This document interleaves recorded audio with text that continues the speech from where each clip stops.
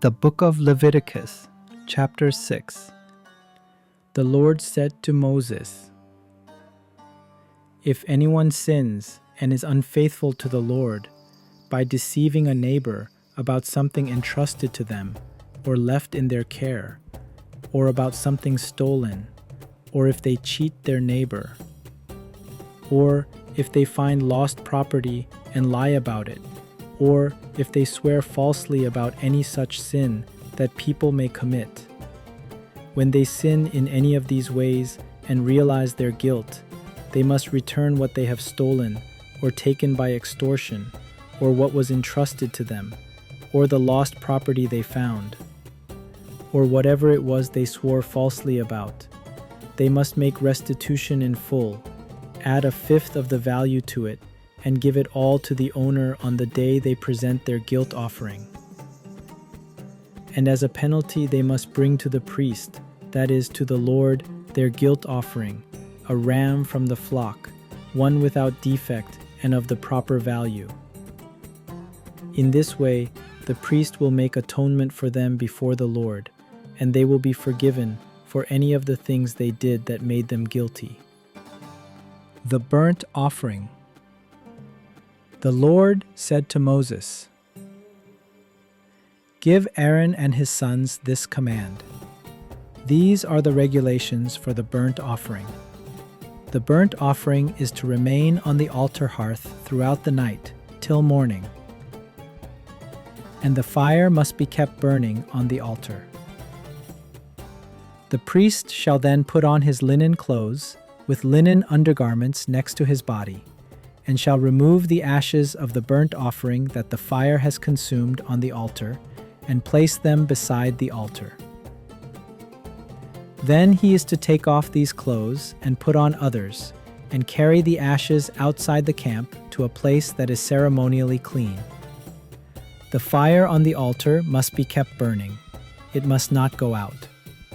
Every morning the priest is to add firewood and arrange the burnt offering on the fire, and burn the fat of the fellowship offerings on it.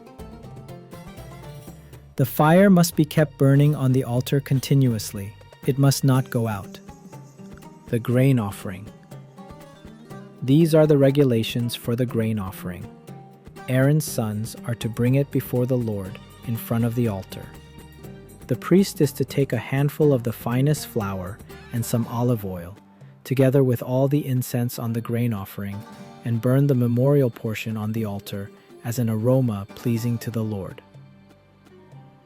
Aaron and his sons shall eat the rest of it, but it is to be eaten without yeast in the sanctuary area.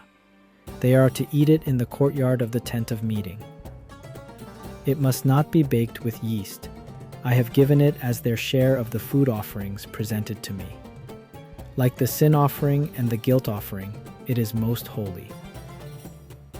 Any male descendant of Aaron may eat it. For all generations to come, it is his perpetual share of the food offerings presented to the Lord. Whatever touches them will become holy.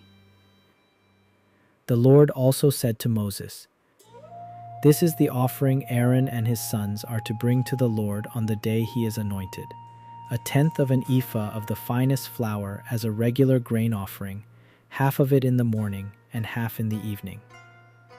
It must be prepared with oil on a griddle.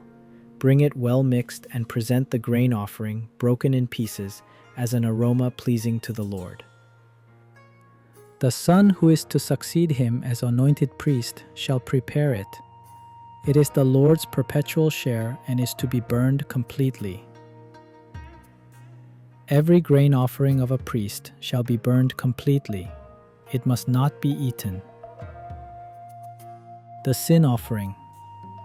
The Lord said to Moses, "Say to Aaron and his sons, these are the regulations for the sin offering. The sin offering is to be slaughtered before the Lord in the place the burnt offering is slaughtered. It is most holy.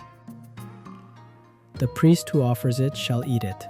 It is to be eaten in the sanctuary area, in the courtyard of the tent of meeting.